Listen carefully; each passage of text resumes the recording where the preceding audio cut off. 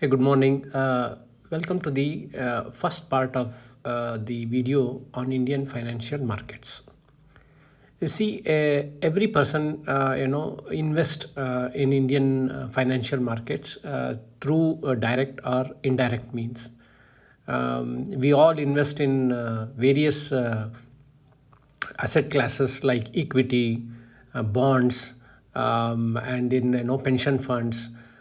All these are structured, and when we are investing, we should know how all these financial participants function, and how are they controlled, and who are the regulators, and how do they control their respective areas like pension funds, insurance, equity, and mutual funds.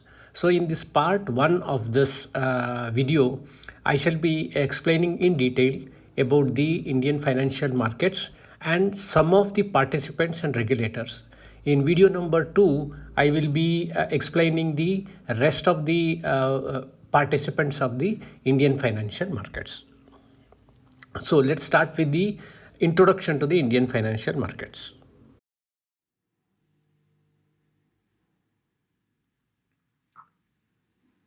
Hello everyone, welcome to the lecture number one of Introduction to Financial Markets. Before we start with the lecture, I would like to emphasize that the basic premise of this lecture is to ensure that the students who are appearing in commerce or who are taking MBA exams or anybody who is interested in investing and trading and who wants to know something about the financial markets, they can go through this lecture and it will be very useful.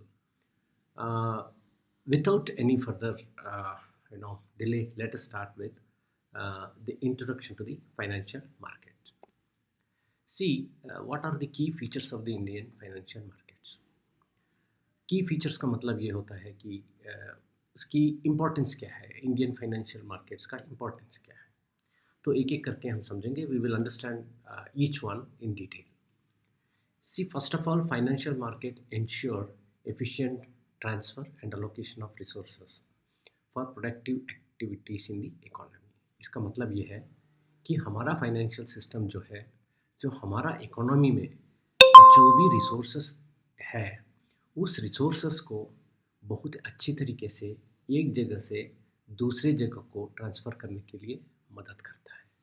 तो इसको हम बोलते हैं कि the first job of the financial market. Who are the users of the funds? What are in the financial markets? The user of the funds will generally be governments, businesses and households. कहने का मतलब ये है, जो financial market में पैसा आता है, इसको यूज़ कौन करता है? ज़्यादातर ये पैसा जो है गवर्नमेंट्स, बिजनेसेस और हमारा घरेलू हाउस होल्ड्स जो है, जैसे लोन लेते हैं, ये सब चीज़ के लिए इस्तेमाल होता है, जो फंड्स आता है फाइनेंशियल मार्केट के लिए. The third point is the transfer of funds occur at rates attractive for saver of funds and borrower of funds. कहने का मतलब जो है, जो पैसा फाइनेंशियल मार्केट्स में आता है, चाहे बैंक में आए, चाहे इक्विटी में जाए, चाहे डेप्ट में जाए, कहीं भी जाए, ये ऐसे तैयार किया जाता है कि इट विल बी, जो रेट्स ऑफ इंटरेस्ट है, चाहे लोन लेने वाले के लिए या लोन देने वाले के लिए, दोनों के लिए अट्रैक्टिव होते हैं, वैसे तैयार किया जाता है. So the transfer of funds which occur at rates attractive for both the saver of the funds, that is the person who saves in the bank, and the borrower of funds, any business who wants to borrow the money from the bank, will also get a good and attractive rates. The third point is the market should enable disclosure of information that determines the risk and return for the lenders and cost of funds for the borrowers. What does it mean? It means the financial market will decide and disclose what are the risks involved in borrowing the funds and also for lending. कहने का मतलब ये है कि जो हमारा financial market है, जो पैसा देने वाले हैं और पैसा लेने वाले को दोनों को बताता है पैसा लेने का या पैसा देने का रिस्क क्या हो सकता है। तो ये फाइनेंशियल मार्केट्स डिसाइड करती है। So the next point is providing liquidity and exit options for to borrowers and lenders.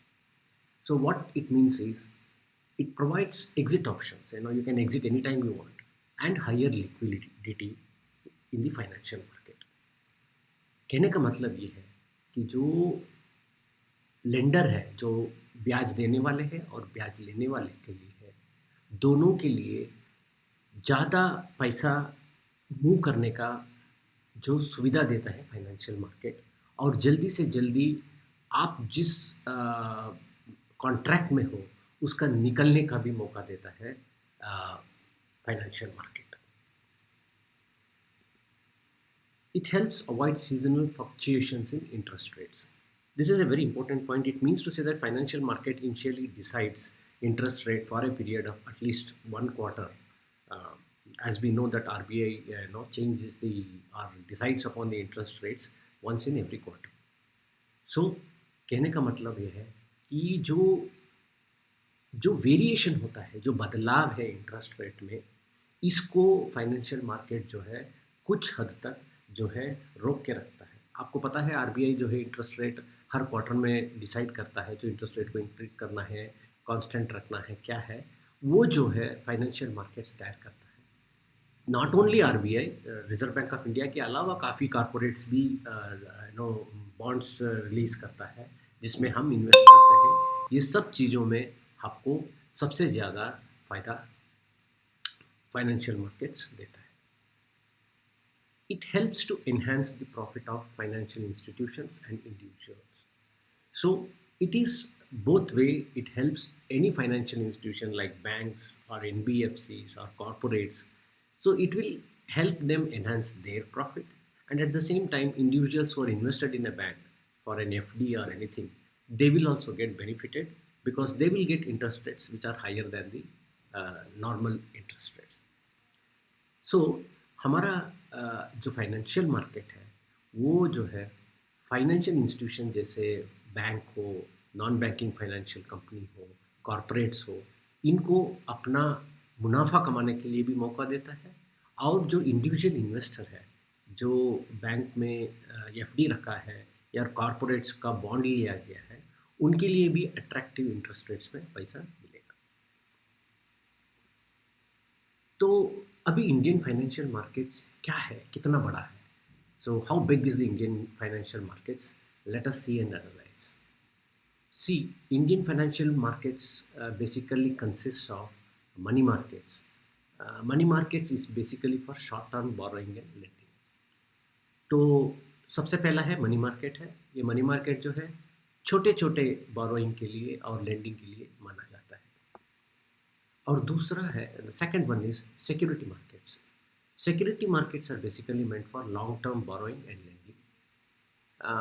It uses debt and equity instruments. Debt and equity instrument means debt can be bonds, and equity instrument we all know it is shares or any ownership in a company. So security markets जो होती है, जो लंबे तैर के लिए पैसा बारो करना है या पैसा लेंड करना है, ब्याज देना है या ब्याज लेना है, उसके ऊपर सिक्योरिटी मार्केट्स निर्भर होता है. सिक्योरिटी मार्केट डेट और इक्विटी इंस्ट्रूमेंट्स यूज़ करता है. इक्विटी मतलब ओनरशिप इन ए कंपनी, और डेट का मतलब है कोई भी बॉन्ड जो होता है वो डेट माना जाता है. Now let's come to the money markets.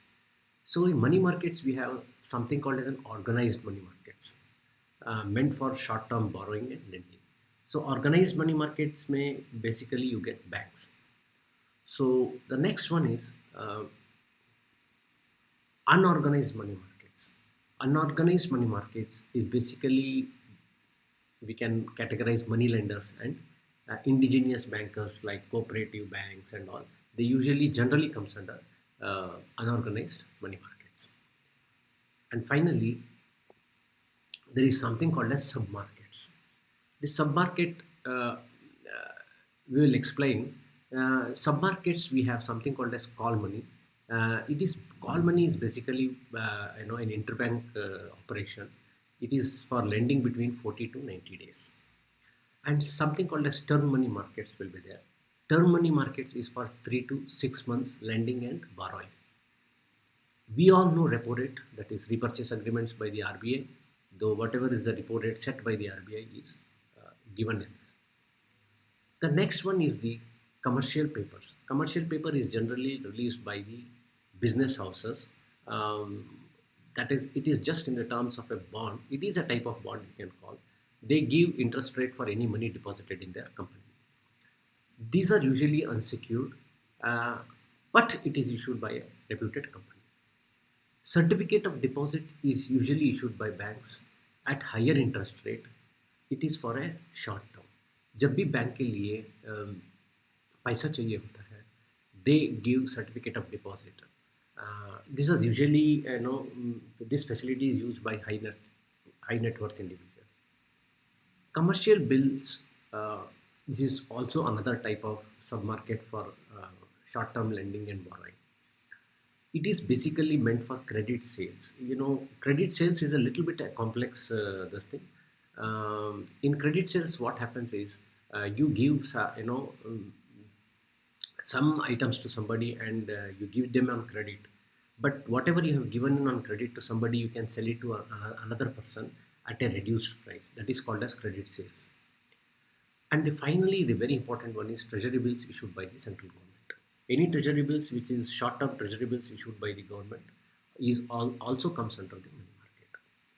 So हम ये समझेंगे, मनी मार्केट में 3 तरीका है. ऑर्गेनाइज्ड मनी मार्केट है, अनऑर्गेनाइज्ड मनी मार्केट है, और सब मार्केट है. ऑर्गेनाइज्ड मनी मार्केट में बैंक आता है, वो छोटे टर्म के लिए बाई और सेल होता है. अनऑर्गेनाइज्ड मनी मार्केट में मनी लेंडर्स होते हैं, और इंडिजिनस छोटे मोटे कोऑपरेटिव बैंक्स जो होता है, कोऑपरेटिव सोसाइटीज़ जो होता है, वो अनऑर्गेनाइज्ड मनी मार्केट में आता है. सब मार्केट में बेसिकली आपको आता है कॉल मनी फॉर जो interbank transfer of money for 15 to 90 days. And term money markets जो है 3 से 6 महीने के लिए होता है. और आपको रिपर्चेस अग्रीमेंट पता होगा RBI का. कमर्शियल पेपर्स जो होता है, ये रेप्यूटेड कंपनी इशू करता है, बट ये अनसिक्योर्ड होता है. अनसिक्योर्ड मतलब ये सिक्योर नहीं होता. और certificate of deposit issued by banks at higher interest rates, जो मैं आपको एक्सप्लेन कर चुका हूँ already. Commercial bills is credit sales. ये होता है कि सपोज मान के चलिए एक दुकानदार ने किसी को क्रेडिट सेल दिया है, से बेचा है. सो उसकी जो इंस्टॉलमेंट जो आना है, उसको वो किसी और को बेच सकता है एट ए रिड्यूस्ड प्राइस. उसको बोलता है credit sales. And finally the treasury bills issued by the central government. Now in security markets में क्या होता है, आपको प्राइमरी मार्केट्स जो होता है, it is the IPO, initial public offer. These are the one where the companies take money directly from the retailers or lenders.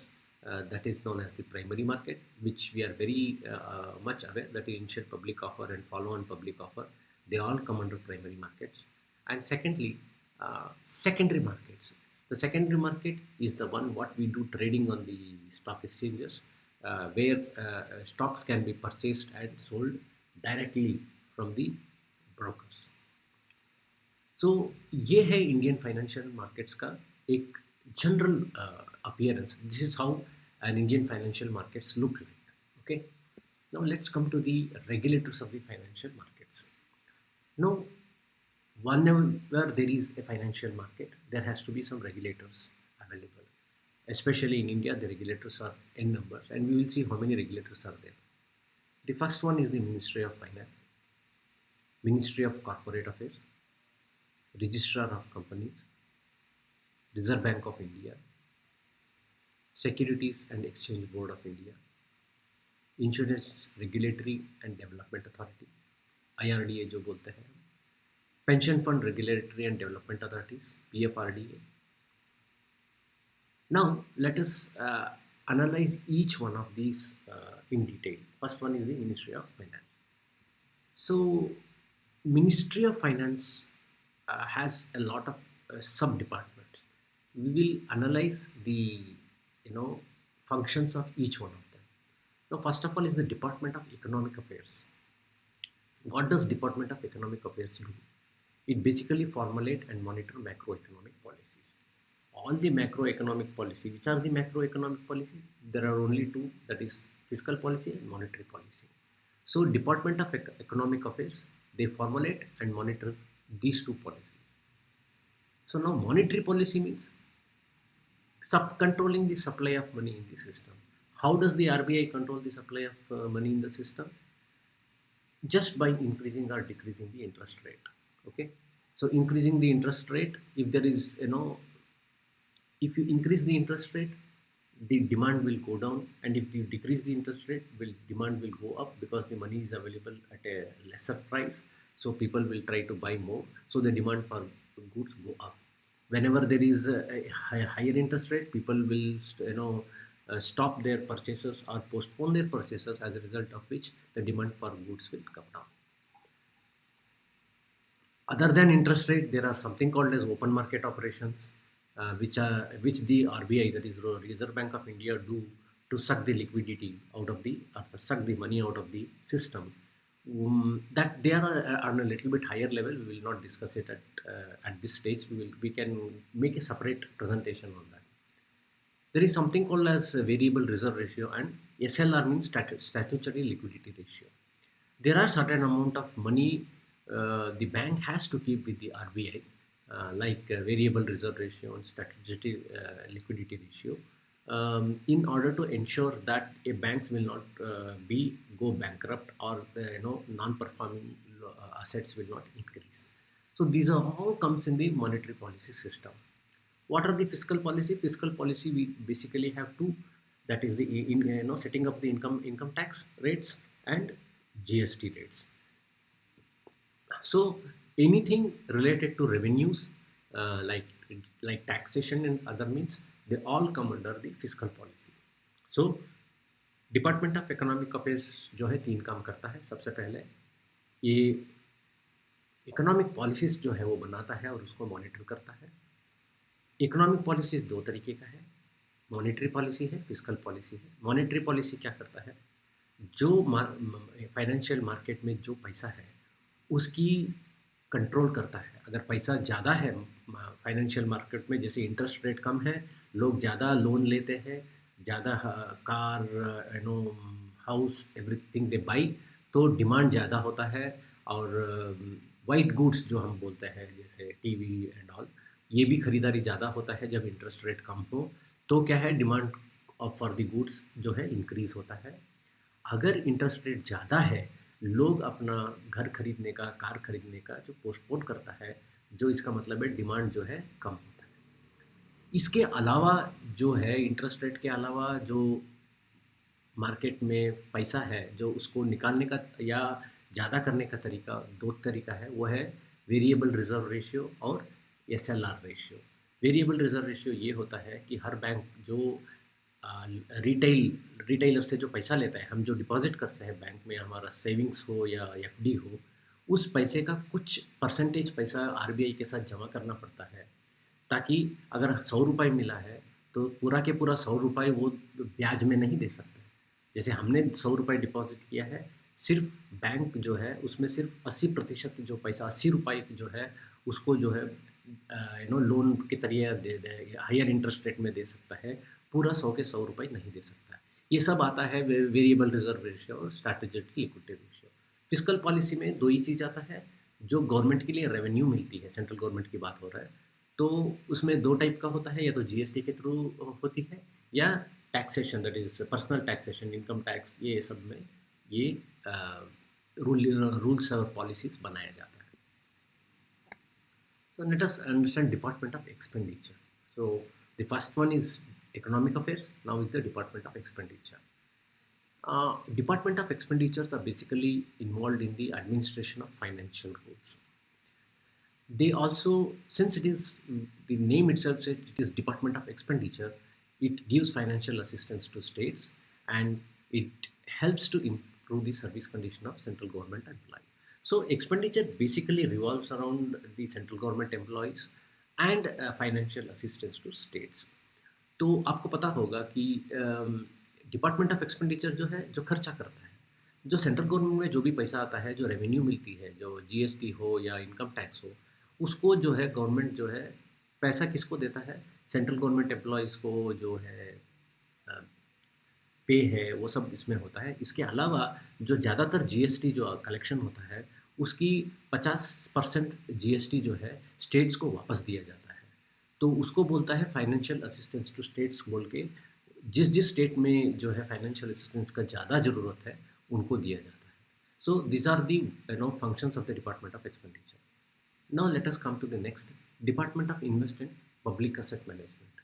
So इसमें दो वर्ड है, there are two words in this. One is investment and another is public asset management. Now let us understand what is investment and what is public asset management. Investment basically means whatever revenues which has been earned through various means, the government has to invest it to get certain amount of money. Now public asset management, what does it mean? Public asset management generally means that whatever there are a number of public sector enterprises like Navaratnas, like BHEL, BEL, um, Bharat Dynamics Limited. There are n number of public assets of the government, central government. They are all called as Navaratna central government, companies. NTPC is there. There are n number of them. So the government now decides if a company is not running well properly. Just as suppose I will give you example of Air India, which was previously publicly held by the government. Later it was privatized. So the selling of the public assets of the government or central government is called as disinvestment. So CPSE means Central Public Sector Enterprises. Whatever the central public sector enterprises which are not functioning well is generally sold or disinvested with a majority stake is disinvested where private entities will come and take over. Now financial policy with respect to utilization of proceeds of disinvestment.